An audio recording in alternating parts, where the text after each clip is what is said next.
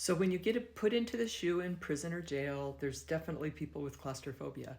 I was one of those people. The first time they put me in an isolation cell, I was in jail and they left me there. The first time it was 4 days, the second time it was 10 days. In both cases, I paced the cell.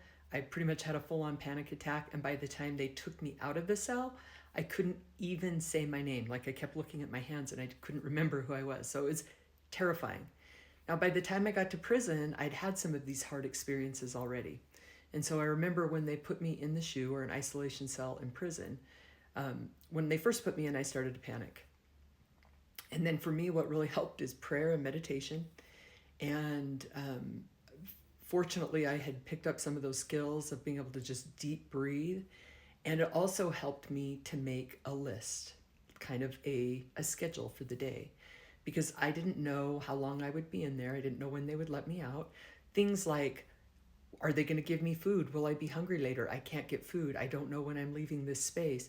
Those things start to make you panic. But the thing that's helpful is when you say, what do I have control over? I have control over my schedule. So I had a very strict schedule, even in an isolation cell with nothing to do. I would focus on certain things. I would write at certain times. I would pace at certain times, do sit-ups at certain times. And by having a schedule, I just did it one day at a time. But I think that that's why the girl that was next to me in the SHU was screaming and yelling, because that was her way to panic. What I've learned is that when I'm having a panic attack, if I start screaming and flipping out, it gets worse. So I do a lot of meditation and deep breathing skills. And ironically, now that's what I do, is I help people work through anxiety. I got the master class by being in jail and prison and being in segregation.